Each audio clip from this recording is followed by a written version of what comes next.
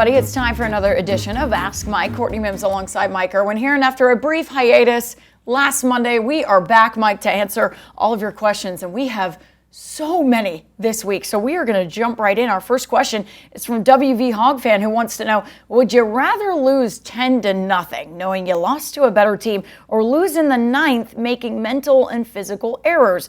To me, not trying to turn two and pitching to Jones hurt us more than Davalon's error. What do you think, Mike? Well, regardless of the way that ninth inning went, yes, I would rather be in that situation than be so bad that you can't get to that situation, because this is what we're talking about. If you're good enough to go to the College World Series every 2 or 3 years, a guy a lot smarter than me one time, and a coach said, the only way you're ever going to win it all is to keep putting yourself in a position to win it all. If you say to yourself, oh, we just can't get there, we just can't, so we'll just be crummy. We just won't make it. I mean, come on, think about how stupid that is.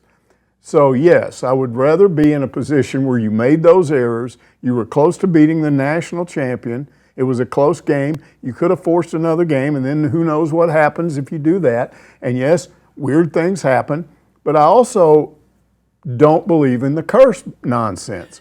What I believe is there's a thing called the law of averages, and the law of averages dictates that things eventually balance out. If you have a bunch of bad stuff happen to you, eventually good stuff will happen to you. With Arkansas, yes, they're kind of pushing the law of averages down the road, but believe me, it will happen the other way. It just will. It always does. I mean, I've led a very good life. I've been very, very lucky. I can go back, talk about when I was a kid, talk about as an adult, all kinds of good things. I've got friends that have had horrible things happen to them. They've lost kids, or they've lost friends, or this or that. I had one little period of about 5 or 6 years where everything went wrong. It was just ridiculous. Oh. All of a sudden, I'm like, what's going on here? My college roommate, who was my cousin, who was my best friend, got killed by a drunk driver. I'd never dealt with anything like that before. Growing up, and I didn't even know anybody that stuff like that happened to. And all of a sudden, just weird things started happening. Boom, boom. I told a friend of mine, I think I'm going to walk outside today and a meteorite will hit me in the head and I'll just be dead. Oh my That's goodness. the way everything was going. And then all of a sudden it just stopped. So the law of averages crammed bad things into one 5-year period of my life, and the other 70 or whatever has been good.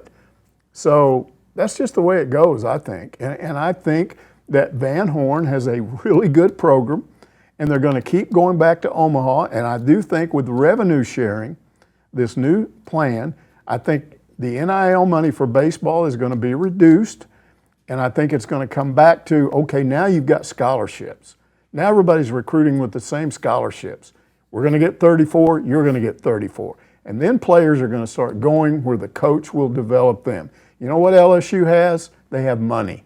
Yeah, and they buy guys that are already good. Yeah. They're better than Arkansas. I mean, I'm not saying Arkansas couldn't have won that thing under some circumstances, but LSU is the best team in the country because they got the best players money can buy. That will not continue. Hopefully not. Yeah, you believe it will, but Yeah. I don't. And so what you're going to get to eventually is a situation where players are going to go, man, if I go to Arkansas, they're going to develop me. I'm not only good, I'm going to get better, because look at what Matt Hobbs does to his pitchers. Look at how some of these, they've got all these Golden Spikes winners. Yeah, we're going to go there. So I think the future is good for Razorback baseball. It's hard to convince somebody of that now, because they're just mad and this happened all over again. But as we get into this, I'm going to also explain why this really wasn't 2018, how it was different from 2018. Okay. I mean, I like the positivity that we're starting off with on this Monday. I don't know if I'll be as positive as you might, because I'm kind of, I don't know, I feel like the curse might be more real as I keep going down and covering Arkansas sports. But Hogman 80, he does think the curse goes beyond baseball. He says in the past year, basketball team was up 16 and lost in the Sweet 16. Baseball was weird in the ninth inning versus LSU, and our best team since 2018 goes home. Two's best pitchers in softball get food poisoning. before the Supers. Best soccer team ever loses in the Sweet 16 on PKs. They also, one of our best gymnasts gets hurt before the regional finals. So the question that Hogman80 says is, Mike, how do we reverse the curse? Well, again, I don't believe in a curse. What I do believe is that stuff like this happens to teams all the time. If they're not very good, you just don't even think about it. Think about the football team. Everybody just thinks football team's awful. We don't care. They're terrible. Sam Pittman can't. This is what the common theme. But if you go back to last football season, there were 3 or 4 really weird things happen at weird times. And if they don't happen the way they happen, that team could win 7, 8, 9 games. Yeah. You know? Yeah. So, but when a team's not really up there at that upper level, you just kind of blow that off. What I'm telling you is, when you're good, when you get to the level that these teams got to, the softball team, the soccer team, the gymnastics team, when you get up to that level, there's always something that might happen that knocks you down, because it's hard to get to the top. And so the standard here that he's talking about is, we got to win all of these things. If we win all of these things, then there's no curse. It's not a curse. It's just the higher you get and the higher the level of the competition is, the more likelihood that when you win a game, nobody goes back and thinks, oh, wow, this thing happened in the 3rd inning, or this happened at the 3rd quarter. Because you overcame it and you won, so you're not thinking about it. You only think about it when you lose, and then you go back and start blaming your loss on this happened or that happened or this happened, and you start calling it a curse. And it's not really a curse. I also think you can add other things to this. I mean, he didn't even go into depth, but you could also talk about the track and field team, the men's track and field team lost by a point in the outdoor, but in the indoor, all of that craziness happened in the 4x4 to end the meet. You know, all of that happens, and you go, we had a chance to win it, but then all that craziness happened. This year was a weird year. I mean, it genuinely was a weird year. I'll give people that. Then there's going to be a really good year. I'm telling you. I mean, it was still a really good year but for all of these teams. But there's going to be a year where, boy, this happened and we won this happened and we won that, this happened. It's just going to happen. It's law of averages. I mean, the hope is, what you would hope is that there's a really good year coming, that all of these things happen, but then so many teams win a national title in the same year. Could be. Right? That would be a really whoa, that would be really crazy. We're going to keep on the theme with the curse, okay? Because Edward Clutch has a question about the so-called curse. And he wants me to answer it. Okay, great. That's right. Wow, ask Courtney here. He here. doesn't trust me now, he wants you. Come on, all right, okay. Edward Clutch says, after witnessing the men's basketball collapse to Texas Tech, yes, I was there for that, Edward. The women's softball defeat by Ole Miss, I was there for that too. And the baseball disaster in person, all of those I was there for in person. And yes. more. And more, yep, and more. What are your opinions of Arkansas athletics being cursed? Well, Edward Clutch, I go back to, and I was telling you this off the show before we recorded this, that I've been there for more. I was there in 2022 when the baseball team lost to Ole Miss. I was there when Arkansas softball lost in the Super Regionals to Texas. And I didn't believe in the curse then. I still don't really believe in curses because I'm just not that kind of, person that believes in weird mojo happening. But I'm starting to get there, Mike. And I feel like I'm starting to get there only because Hogman80 said it best. All of those weird things happened this year. So what happened this year that put the mojo off? What if all of those teams he's talking about were just a little bit better and they were able to overcome whatever happened to cause them not to win it all? See, some of this is you're blaming a curse on the thing that happened in the 9th inning. The Hevo Loy made a mistake at shortstop. He did. Yeah. They went back and showed it, and I think it was because he tried to turn 2 other double plays in that game, and they weren't successful, so he probably thought, oh, man, I got to get this lead runner. Yeah. But he didn't anticipate probably. And then you've got to also know, how fast is the guy at the plate? Turns out this guy at the plate wasn't very fast. They would probably got him by 3 or 4 steps. Then you start asking yourself, okay, what about Reese Robinette going out and trying to field that ball when it's kind of halfway between first and second? And people are saying that's a mistake. If I'm at first base and a shot gets here, do I have eyeballs in the back of my head so I can see, if Cam Koschel is back there to cover it? Yeah. No, your instinct is to go after it. Okay, then they're going to blame Cole Gibbler. Because why? Because he wasn't fast enough. I heard that over and over, and he wasn't quick enough. Go back and look at the video. He's a left-handed pitcher. His motion takes him the other way from the mound. Yeah. He wheels around after that, and now he sees where the ball is, and he instantly takes off. But by that time, yes, he would have gotten there probably just a little ahead of the base runner. But now, Reese Robinette is moving away from himself, and he has to turn around and throw against his body, and it's just a little bit off. So, you're probably unlucky there on those situations. There's a lot of unluckiness. And then you slip, if you're Davalon out there and you slip on the wet field, that's not you not being able to get the job done. That's just a weird thing. So you're going to have things like that happen that's probably not reflective of you're not good enough.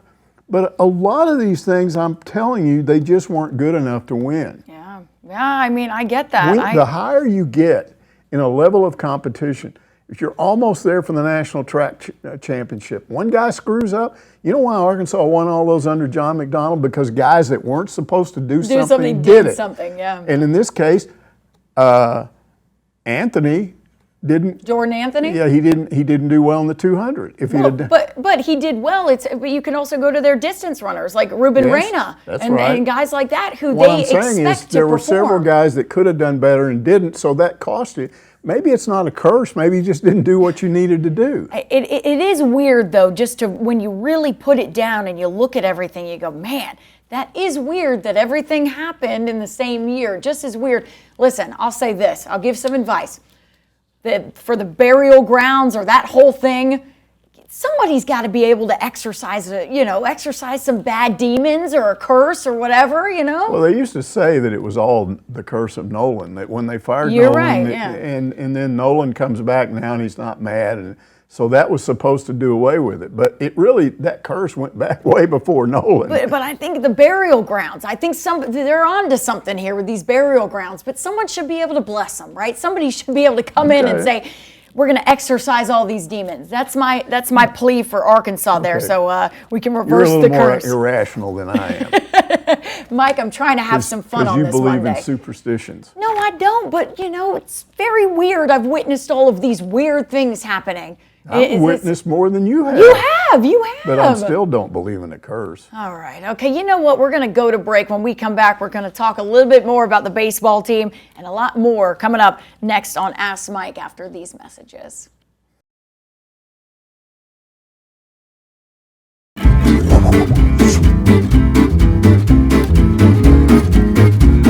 Welcome back to another edition of Ask Mike. Courtney Mims alongside Mike Irwin here. Mike, we're going to continue with talking a little bit about baseball. And Torqued Pork asks, I love that name, is it not time to drop the Omaha stuff? Hog fans like myself receive a lot of teasing and ridicule from fans of other SEC teams because of it.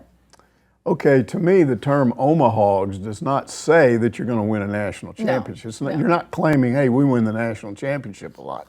It says you get to Omaha a lot. Yeah. And they do. And there's a lot of other nicknames for other teams when they get to Omaha. They have all their little Omaha nicknames. All that's suggesting is, hey, we go to Omaha a lot. Yeah.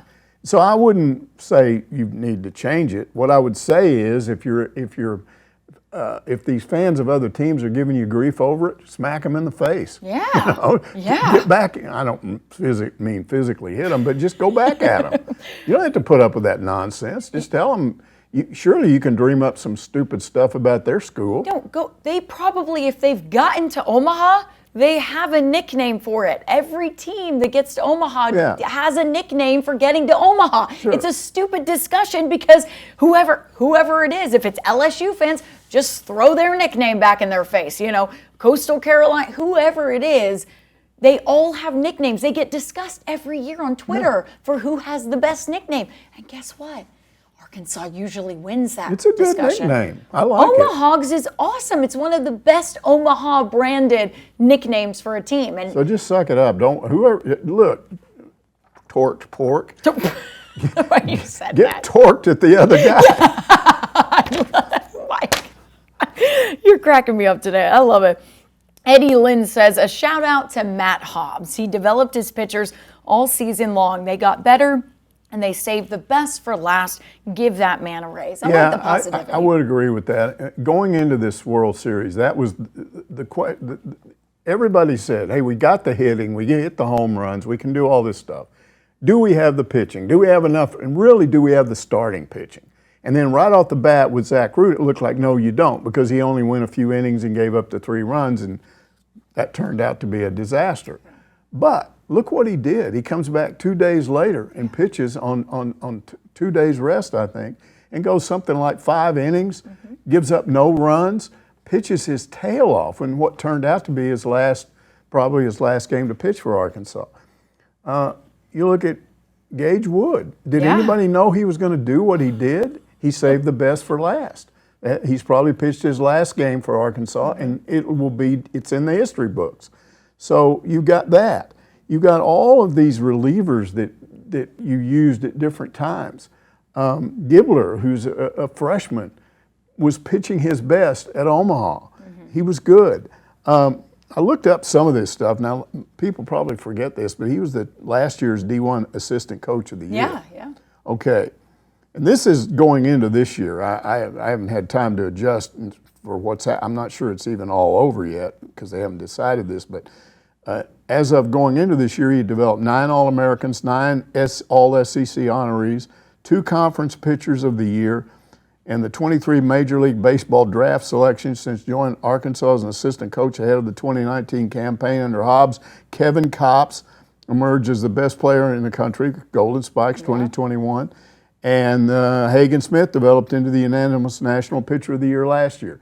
So he just keeps developing these guys. Cole Gibbler said he came to Arkansas because of Matt Hobbs, because he said, I wanted to be not just Hagen Smith, I want to be better than Hagen Smith. Yeah. And I think he's going to make me that. Ooh, I like that. So, and with all this talk about Tony Vitello eventually coming to Arkansas when Dave Van Horn steps down, I've had people tell me Matt Hobbs may get that job. Hey, there's a lot of people that believe that Matt Hobbs will be in line for the job as well. I mean, I've talked to a lot of people who say the same thing. So, and you talk about positives, Mike, right? Because you talk about, is there a positive in all this? And I hate saying that because it ended in such heartbreak for this team. There was a lot of people around the country, the national media attention that Arkansas got because of Gage Wood. I went out the other night, and somebody said to me, "Oh, did LSU win it all? Oh, did they win it all? I didn't see. But Arkansas, man, did you see Gage Wood with that no-hitter?" So that's what people are talking about. Yeah. I'm not saying it takes away from winning a national title. Obviously, winning a national title is way better, but there is some positive there that I think you're going to get people that maybe wouldn't have considered Arkansas. Maybe you have people when go. Was that? Last Tuesday, I think, was when that game was. Yeah, last Tuesday, okay. Yes. That's all. It was on all over the country on different sports shows. It wasn't just ESPN doing ESPN Sports Center. It was on all these other shows. They were talking about it everywhere I flipped the channel. Gage was on the Pat McAfee show. Yeah, it was everywhere. Yeah. It was it's a big deal because it hadn't happened in 60 years. The thing that was amazing about him. Yeah, it was Monday, by the way, my brain. We said Tuesday, it was Monday it happened. The amazing thing about that was that he threw 119 pitches, and the 119th pitch was like 98 miles an hour. He threw in the mid to upper 90s the entire game. Now, I've seen guys go 120 pitches, 130, whatever. They're throwing 88 miles an hour. It's not the stress on their arm that this is. I don't know how he did it. I don't know what kept his arm from falling off. I do know that when the game was finally over and he's running around, those guys are knocking him around and tossing him. At some point, he started looking like he'd been beat up. Oh, no. I talked to him the day after. Do you know what he said to me? Because I was with his mom and his dad, and he walked down the hotel lobby, and his mom I go, "Gage, good job, congrats." And he was like, "Thanks." And I was like, you look out of breath a little bit. And his mom goes, "Are you okay? Are you okay?" And he goes, "I'm just sore today. I'm just sore today." You know he was sore. So you're exactly right. I think he had a moment where he went, "Oh, my gosh, I feel it now. I feel it. I was running on pure adrenaline. Yeah, and then even when it was over, and then Dave Van Horn goes back to Omaha because Aloy is the Golden Spikes winner. Yeah. So and what's unique about that is, once again, Arkansas now has 3 in 10 years. Nobody else has even more than 1 in no other program. In that time span, time span. And they could have had 4. Honestly, if Heston Kjerstad, if the season hadn't been wiped out and had he not got COVID, which he did, He was well on his way to having that kind of year to win the Golden Spikes, and then I'm just telling you. Okay, all right. Ryder Helfrich. Ooh, Hold on now. I know you love You got Ryder. a catcher that can hit for power. Yep. He can run. He's Yep. fast. I agree. He's I a great agree. defensive catcher, and he knows how to call a game. I don't think there's ever going to be a player that can do all of those things. Yep. So how does it, if he does all that and does it well next year, how does he not win the Golden Spikes? Oh, I agree with you because there was not enough people talking about the fact he called that game for Gage Wood, the fact that he did that, and so not enough people are talking about him. He is a talent. So there are reasons why this was different than 2018. It was just over, and everybody was just going, bummer. We could have won it, and we didn't. There was so much more to talk about this time. We're going to talk about that. That's one of our next questions. But before we get to that, Hog Redneck has a question for you. He says Gackle had the best stuff he's had all year, and it was wasted because we couldn't hit the baseball. How do we lead the SEC in hitting, set a school record for home runs, get to Omaha, and stop scoring? There's a lot of theories here, and one of them is that they got through the regional and super regional by going back to what? Hitting home runs. Remember this off-season? Yeah, they were hitting a lot of home runs. Remember all this off-season discussion about we're not going to do that anymore, we're going to move guys around. I think Dave Van Horn at some point just went, we got to go with what we got. If you go back. If it's working, it's working, right? If you go back and look throughout the season, you had gaps. You had games where this guy's hot, but this guy that bats right behind him is not. So, for instance, your center fielder is just lighting it up in Omaha. But then the leadoff batter's not doing anything when he's on base and nothing happens. They just had that all year long. In order to score a lot of runs without hitting home runs, you got to get 2 or 3 guys in a row to get base hits. Yeah. And they didn't do that much of that this year. And so I think that's part of what happened. And I think the other part is when you get to Omaha, there's not going to be very many home runs. They still hit some. It's not a home run ballpark. Yeah, they hit some, but not like they were. Nope. And so that's it. I think that's exactly one of the biggest reasons for it is that when you get to Omaha, it's not a home run hitting ballpark. And so how do you win? Unless the wind is blowing out. Unless the wind is blowing out, you're exactly right. But it was blowing in for a few of those games because I was like, man, it is blowing hard in the ballpark. And there are some hits that they had that if it was blowing out, it might have gone out, but it didn't. So, but I think that was a huge part about it is that I felt like their approach at the plate was what they had been doing in the supers and the regionals, which was hitting a lot of home runs. So I think you're right there, Mike. This probably will continue on into next year. This Nate Thompson, okay, does he rely too much on home runs?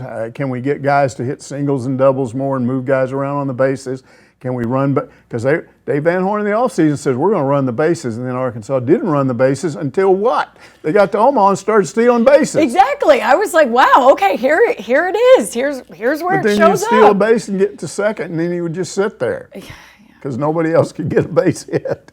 Yeah, well, Dave talked about that too, is that you can't just have your 9-hole hitter lighting it up. You've got to get production from other parts of the lineup. So, again, it's just I hate talking about it. But, Mike, you brought up that 2018 loss. Yeah.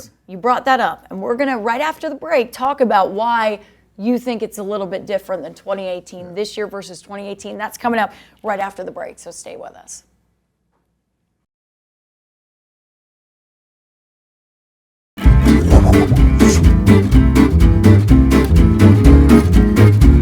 Welcome back to another edition of Ask Mike. Courtney Mims alongside Mike Irwin here. Mike, you were just saying before the break how you thought that this year was different than that 2018 loss in the College World Series. And Popular Porkster says that crazy 9th inning hurts, but it wasn't like 2018. In 2018, we didn't have a pitcher throw a no-hitter. In 2018, we didn't have a Golden Spikes winner. The baseball program is elite, and we will win the College World Series. If you go back to 2018, Arkansas just ran through that thing. I mean, I thought they had it. They didn't lose a game, got to the championship series and won the first game, and it looked like they were going to win the second game, and there was almost like no drama. This is just what it's supposed to be. Arkansas has had a good program now. They're going to prove it. And then nobody could have known at the time that dropped foul ball was going to cause the damage that it did, but it did. It somehow energized Oregon State. They came back the next day, and it wasn't even a close game. And so when it was over, you just left. I'm sure the fans that were watching at home, those that were in the stands, everybody was just like, yeah, because it just kind of like, poof. Yeah. He went from the top to the bottom just like that. And to be fair, Oregon State, you know, there was a lot of people thinking they wouldn't get to the championship series because they lost that first. They dropped that first game. One of the few to be able to do that. Yeah.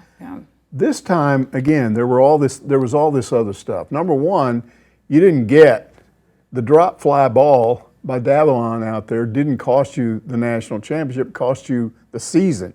It eliminated you from being able to maybe still compete for it, but it's not the same thing. It hurts, but it's not the same thing. And then you have that no-hitter that everybody's talking about. You have a Golden Spikes Award winner. And what I expected, honestly, when I went on social media after that game, I expected to see a lot of rip jobs. Now, look, there's crazy people out there that are mad at everything. And I'm not saying you didn't have some of that. Oh, yeah. But what I saw was, and Bubba Carpenter, who's the color commentator on the radio, he got really mad at our tweet, yeah. Our Kevin Camico, who because we had a camera in the dugout. It was actually Jacob and Evan. Okay. Jacob was the one who shot that video. Okay, so they're down there and showing the dugout, and they were allowed to do that. Yep. College World Series people wanted us to do, and showing stuff out on the field. And what happened is when that started popping up, and people saw how emotionally wrecked Davalon was, and how the players just gathered around him and refused, just held him up. And I'm sure, unless you're just hardcore mean, you got to look at that and go, man, this may be bothering me, but not nearly as mad as it's bothering this guy. And I think it changed everything. I think there were people that were not going to rip this team that might have otherwise. Yeah. So it was different in that respect too. And then you've got the no-hitter we talked about. You've got the Golden Spikes Award winner.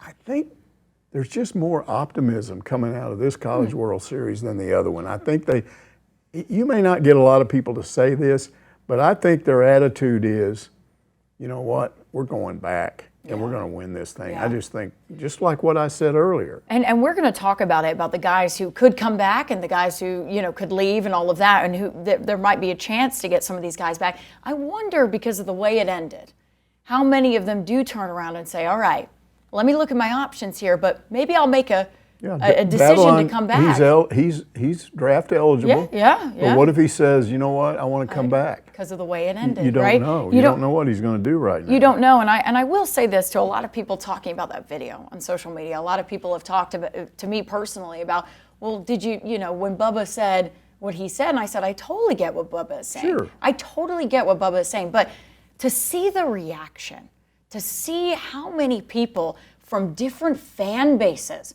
were showing support for Charles. You don't see that very often. You don't see the emotional side of that. Thank you. And that video was shared a lot by CBS Sports, by ESPN. There were more people sharing that video than LSU winning that game. Yeah. And that's what says something to me, is that people go, okay, this meant something to this team. I'll tell you, it got me choked up. I don't normally get choked up, Mike. I don't. It got me. I've seen a lot of losses, all right? My dad was a college basketball coach. I've seen a lot of losses. But I got choked up when Charles Davalon came over to every single player and coach on that team and said, I am sorry. I am sorry. And they were going, you do not need to apologize to us. You do. He felt that loss and put it all on his shoulders. And we wanted to show people that how emotional it was, how tough that loss was for this team who was so together for the whole year. I think fans sometimes forget that whatever they're feeling when a game like that is lost, what do you think the players feel? 1,000 times worse. Because they put more into it. You as a fan have taken the time to watch this team for every game. For every game, do you think they just show up and play? All the work they put in fall ball, preseason, and even in the middle of the week when you have maybe a day before a midweek game, a day after a midweek, you're still out there working out. Yeah. And you go through all of that and you get to that point and you think you've got it and you don't. How do you think that affects them? And I'm telling you, it's just a killer. Oh, it does. It absolutely does. And I'll tell you this, to the people arguing, well, he makes $1 million in NIL. I'll be honest with you. These guys on this baseball team aren't making the buku bucks that you see in football and basketball. They aren't. Right. I've been told by a lot of these players personally that they're lucky to get a $100 NIL deal. Yeah.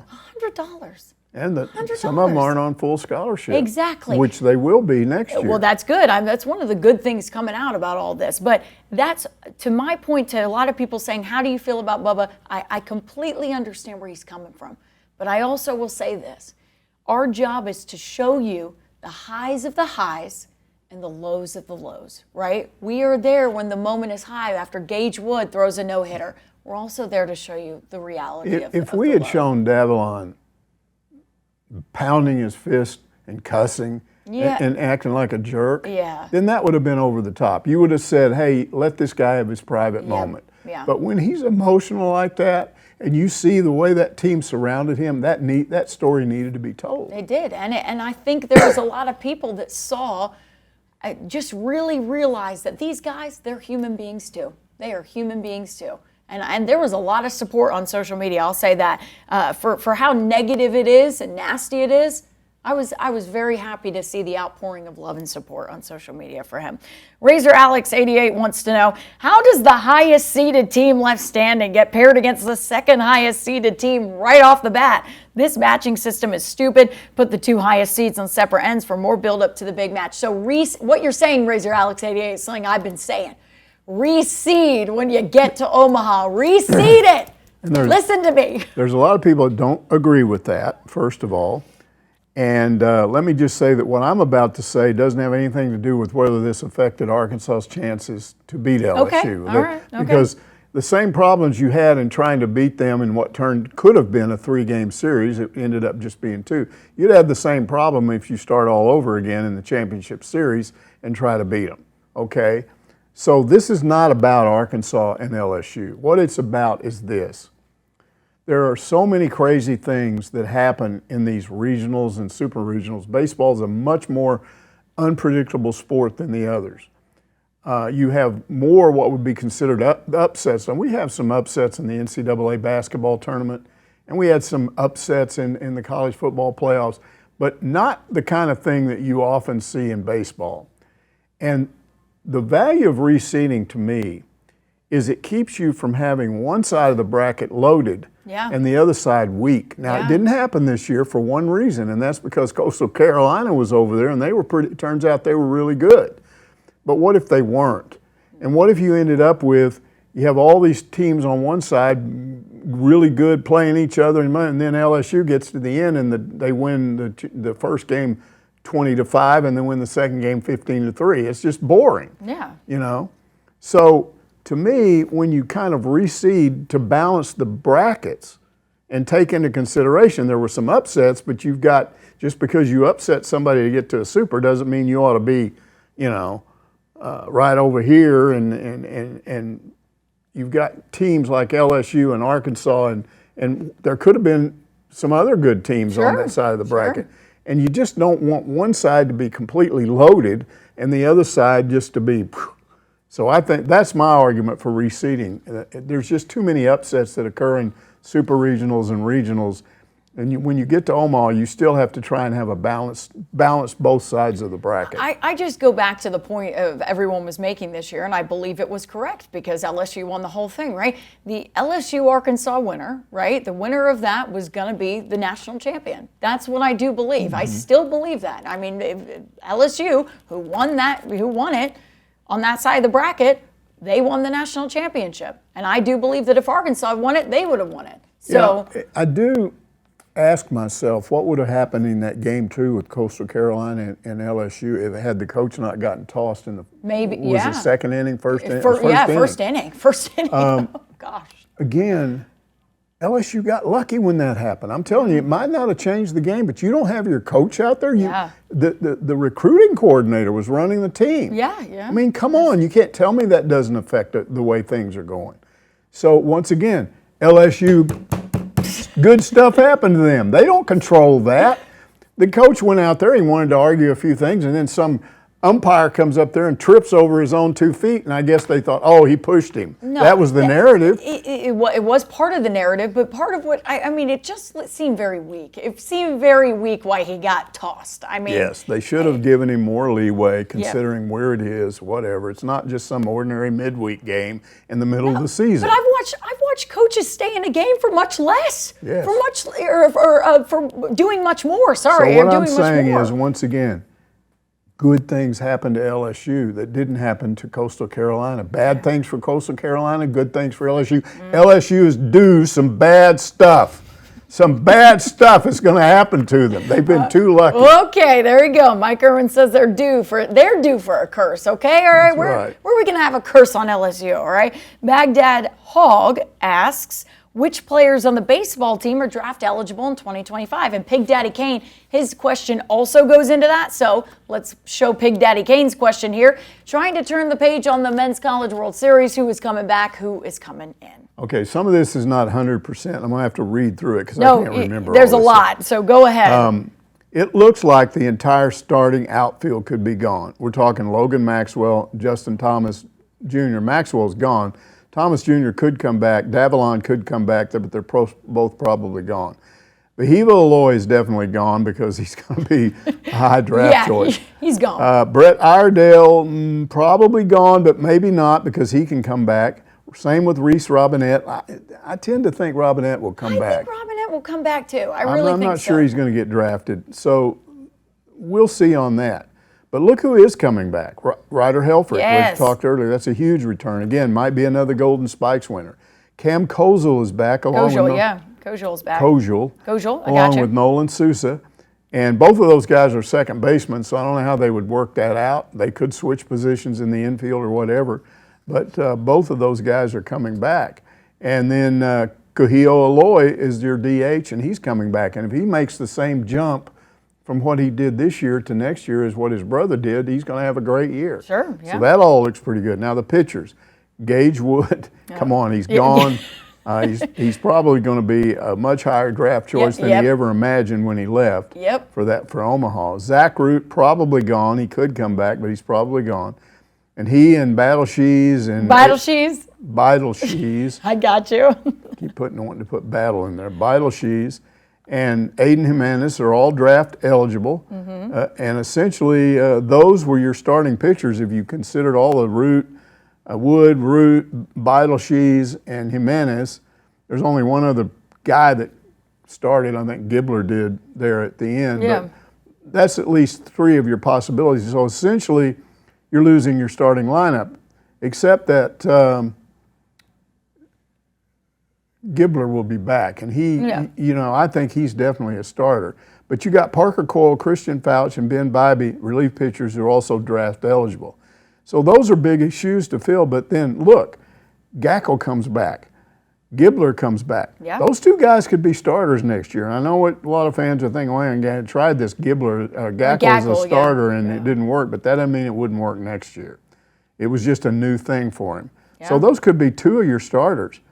And then Carson Wiggins had that surgery, but the word is it wasn't true Tommy John surgery, and he's recovered well. Okay. So those could be your three starters all coming back from last year. Then Colin Fisher is back on Tate McGuire. And how about Steele Eves, the guy that jumped into the pond?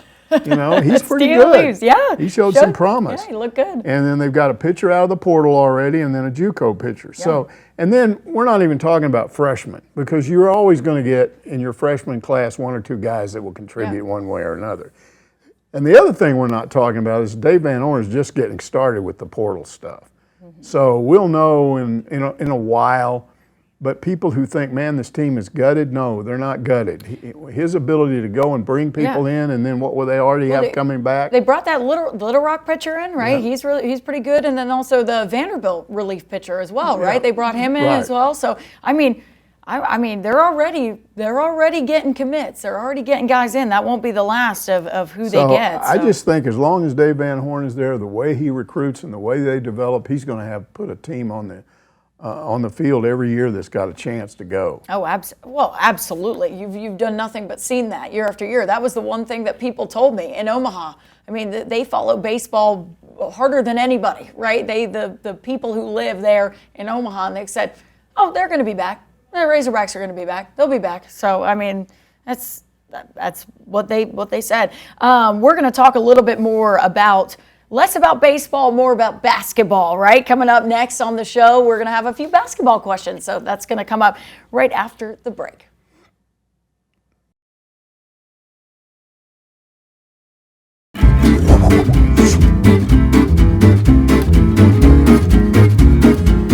Welcome back to another edition of Ask Mike. Courtney Mims alongside Mike Irwin here. Mike, we're going to jump right back in. S. Giles wants to know what's to keep athletes in women's sports and men's spring sports from challenging a revenue sharing system that puts almost all of the money into the hands of football players. Seems to me that the women will sue under Title IX. Okay, to me, this is a little bit different than this NIL argument, which is open to interpretation. And thankfully, we're not talking about this week because it'd probably take the entire rest of the show.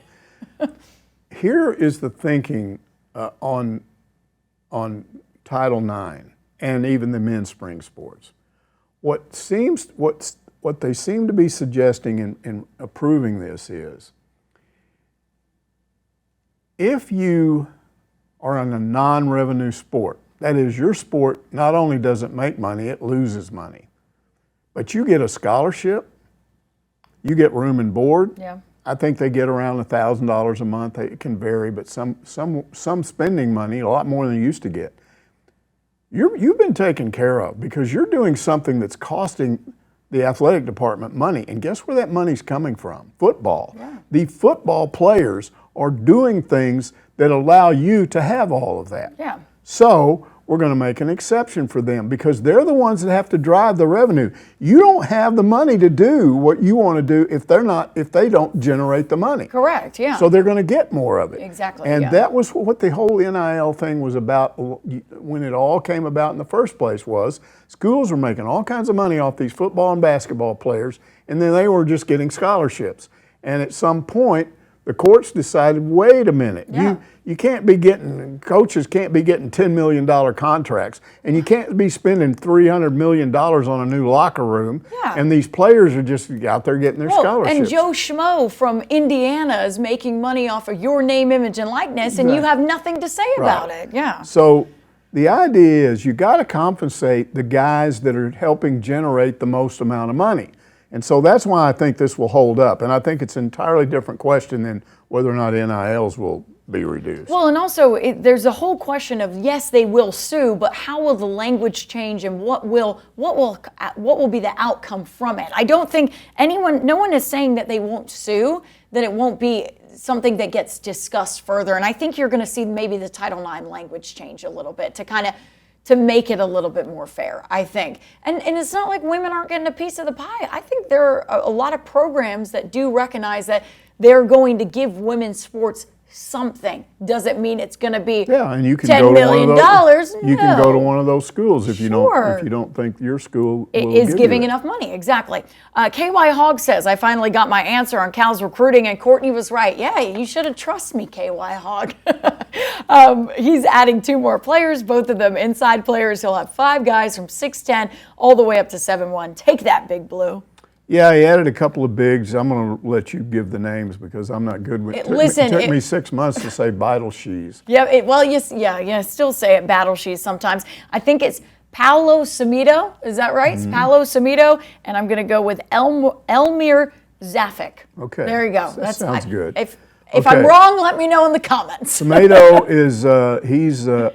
Did you taste tomato? Tomato. Okay, I thought you said tomato. Not tomato. Sorry. Tomato, yes. He's 7'1" and 220, and he's a top 50 player in the class of 2025. In other words, he's in this recruiting class. Yes, correct. Which is why he will be eligible to play. He's foreign born, but he went to a prep school in Florida, and he's pretty good. He's not great. You got to understand that he's not being brought in here to be part of the regular rotation. He will play, I think, depending on how good he is. Yeah. But he's being brought in largely because of what happened last year. If somebody gets hurt, you got to have another big out there. Yeah. Cal said that experiment of last year of only having 9, 10 guys did not work out. Yeah. So he's trying to get some depth. So and the other player from Bosnia is 19. He was playing professional ball. He was averaging like 2 points a game. He's a project. Yeah. But he's a guy that I think they feel like they can bring him in here, and if he stays 3 years, he might really help that third year. Yeah. And then you got something. Yeah, exactly. Because if you've got these extra scholarships, and you've got 15 now, it's not 13 anymore. So why not bring in some guys and keep them with you? Yeah. Hope they stick around and you can develop them, and then they may end up helping you. Yeah, and keep them in your system. Fans like that because they're more familiar with a guy that's been around a while. Yeah, listen, my dad is, all of his teams had so much international flair because there's talent over there that not everybody knows about. And so he was telling me, he goes, their stats may not leap off the paper, right? But if you get them in, you can develop them, you can get them in your system, they may turn into stars. But right now you're just going off of, okay, we see something out of these guys. And Paolo, to be fair, I do think he'll get some playing time. I just don't think he'll be, like you said, a guy in the starting rotation or anything. But they're good depth. They're good depth pieces. And I think Cal's he's just realizing, hey, I needed to do things differently this year. And so I think those are two good additions there. And then Lanny's going to ask a question about Calipari too, because what is your opinion on the way Cal has loaded up the non-conference schedule for next season? He sure must have faith in his roster because you add all those Sweet 16 teams to the SEC schedule, and it's likely going to be the toughest ever. I'll tell you this, Mike. It's the Elite Eight, right? They are taking on, between the non-conference and the conference schedule, every team that was in the Elite Eight field last year. Okay. So why is he doing this? It's crazy. I think one reason he's doing it is he thinks he's got a really good roster that he can win it all with, but you got to get it tested. And you better get it tested in the non-conference period first, because that tells you what that does is it tells you, okay, who should play. Conference play is just starting. Yeah. Who should we got this many players, who's going to get most of the playing time? Who can do it and who can't? Yeah, well, I'll tell you another reason why he's scheduling it, right? Because all of these could be quad 1 losses. Quad 1 losses help you. It's not hurting your resume. So and also it's a win-win. And also, even if they lose, it tells you where you're at. Yeah. But I also think he's not scheduling these teams to lose to them. No. So I think he thinks, we start winning these games, now they're quad 1 wins. Well, yes, but also it's a win-win, because if they're still ranked highly and they're good teams, even a loss is okay. I don't say okay. They want to go in and win every one of these games. So there's a lot of reasons for doing this. Yeah, I also think it gets eyeballs on you as well, which also is another thing Cal likes, just stirs up interest. Yeah, get eyeballs on your program. Problem is you're not playing most of these in Fayetteville. So I still think you're going to maybe have these Razorback fans that don't show up in December, which really frustrated Cal. Because I'm telling you, at Rupp, they show up no matter who it is and when it is. No, I know that. I experienced that with Kentucky fans this past season, but they need to show up. They need to still show up for those little guys, okay? All right? Still show up for those no-name programs. I mean, it's cold. No. It's the middle of the week. We've got icy roads. Nope, I'm not taking it. Nope, you're not giving me any excuses. If you give excuses this basketball season, no. I had to go Christmas shopping with my wife. Well, they can't give the excuse they don't know anybody on the team. They can't give that excuse because they know DJ Wagner, they know Trevin Brazile, they know Carter Knox, they know Billy Richmond. Yep. Go root for those guys. All right, I'm going to get off my soapbox now. Red Leg says, looking at the football team for 2025, it would appear they have talent at every position, and they should, at the very least, be competitive against every team on their schedule. If you were a betting man, how many games would you guess this team will win in 2025? I'm going with 8. I don't know if that's me drinking the Kool-Aid or just foolhardiness, but that is where I am. I think when you read the internet, you get a false picture of Razorback fans with regard to football. If it was really that negative and so cut and dried that Sam Pittman should be fired, they wouldn't be able to sell tickets that they do. No. I mean, the place is, for a good big game against a good team, it's full. I'm positive about this. Okay. I went out and watched them in the spring. I'm a Bobby Petrino guy. Okay. And I've seen what Bobby Petrino can do when he's working with a quarterback for the second year. It's the first year he's learning what Petrino wants of him, because there's a way Petrino does things offensively. And Petrino said this past spring that Taylor Green was lost last year. Yeah, yes. And it really tested Petrino's patience, because I've seen him get really mad when he was here, when he was frustrated with like Tyler Wilson or some of those guys in their first year. He was pretty patient, but he said he knows what he's doing now. And he said, you can talk about we have all these questions at wide receiver, all these questions at running back, Correct. we've got a new offensive line.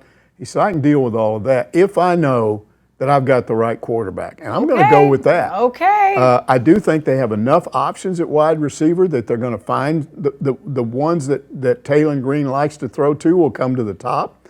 I think there are enough options at running back that I think we're going to have some. If your passing game is working, your running game is going to work. Okay, now let's move over, and then the offensive line. Look, I'm just telling you, the left tackle they've got this year is miles beyond what they had last year, because they had a guy that should have been left guard. Well, now he's going to be left guard. And they got a true, one of the best pass blockers in college football is their left tackle, and they've got a center that's a better pass blocker. So at least on that left side, which is the most critical side, I think they're going to be solid. Okay. So I like all of that. The question is on defense. Yes, you've got some questions on the D-line. You've got some questions about your pass rush. But the way they've worked this thing, Xavier Sori, I think is going to be one of the best players in college football next year. We'll see. We'll see. And they're moving him around a lot. And they're moving him to get him through these little creases to harass opposing quarterbacks. I think they're going to get to quarterbacks more often. I think they're going to be more sacks. I think they're going to force more bad throws, which leads to picks. Yeah. So I think the defense will be better than people think it will be. The only question I have is the schedule. It's hard. It's difficult. It's probably tougher than last year. And somebody said to me today, why is it that Arkansas always ends up with the toughest schedule? Is somebody nuts over there? Because it seems like Missouri ends up with nobody. They just play these easy.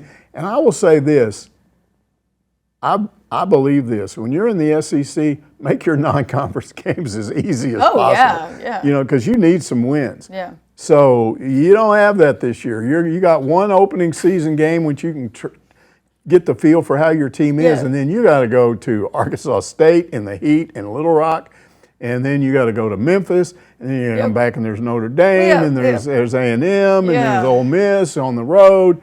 And it's tough. Yeah, it's not easy. I'm going to be negative Nancy. I know you didn't ask me for my prediction. I say 5 wins. Okay, That's what I think it'll be 7. Wins. Okay, all right. Seven's better than I would think it is. I think you're exactly right, Mike, with Taylor Green. I agree with you there, but I have question marks all over the place other than Taylor Green. I'm going, okay, who is he going to throw to? And what's the running back room going to look like? And yes, there's a new and improved offensive line, but how does it look? You know, how does it do in that very first game of the season? Then you've got all the defensive questions. And something nobody is really talking about here, what did I not see at all in spring was the kickers.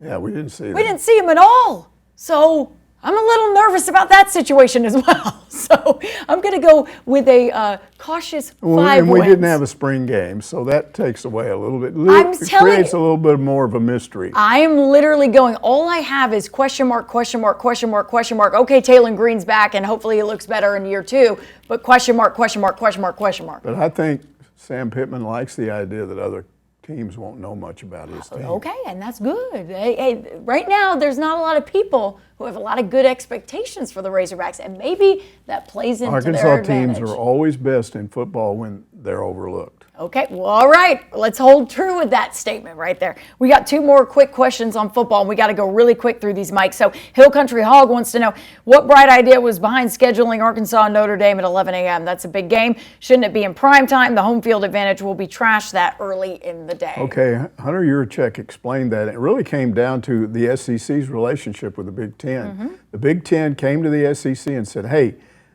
we have this noon game. Yeah, the noon, and he said, and it's got a name, and it's a kick. It kicks the whole coverage off that day, and it's actually, you may not like it, but in the Big Ten, we like this game, and we want this game to be a part of it. And Greg Sankey went, okay, Big Ten, we like you.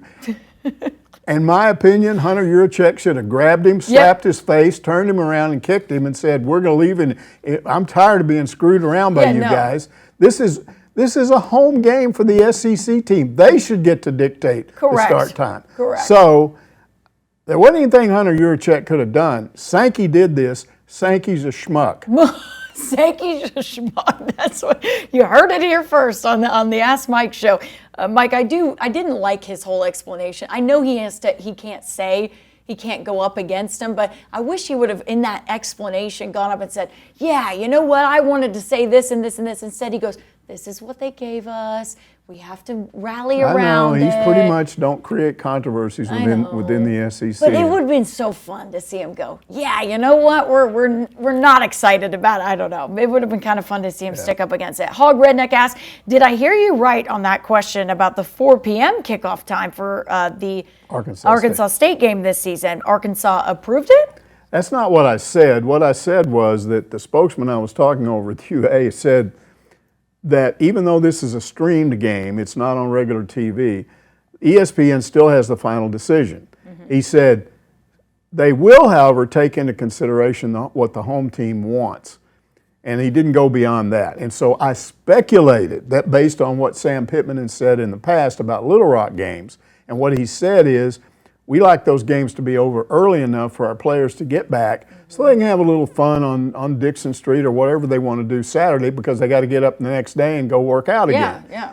And so he likes that. And so you as a fan, if that's what happened, and I don't know if it's what happened, but if it is, you as a fan could sit there and say, "Yeah, but you took that in consideration, and you didn't take into consideration that I'm going to be very hot and I'm going to be looking in the sun because I'm over on the east side of the stadium." Here's what I say to that. This game is 100 years in the making. Yeah. They've never played. I remember when it was just, people said it would never happen, and the Arkansas State people were so angry. Everybody was mad at Broyles. Well, thanks to Hunter Yurachek, it's going to happen. Yeah. Okay?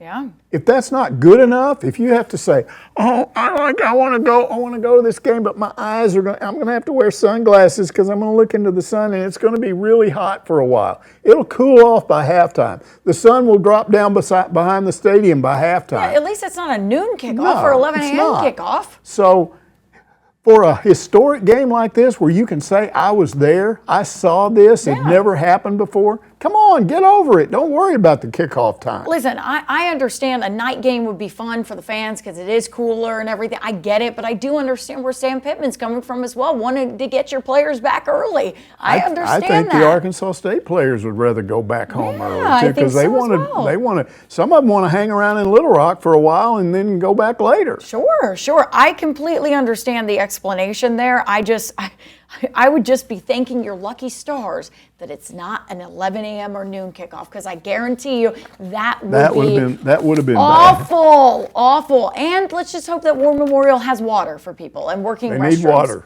Water and working restrooms. That's all I care about. If you have those things, so that's on we're the good. Stadium people. Well, yes, and that's what I'm challenging them with this year as well. Just make sure you have water, lots of waters, and working restrooms. And bring your sunglasses if you're on the east side. And bring your sunglasses. And there you go. Bring one of those little wacky fans. The misters? Yeah, those are nice. I like those. I like those for the game. Someone bring me a mister for that game. You know what? I'm a You'll be on the other side. Will you be in the press box? Yeah, maybe. I might be on the field. Who knows? I might have to shoot the game. Who knows? Anyways, that's going to do it for this week's Ask Mike. We'll see you next Monday to answer more of your questions.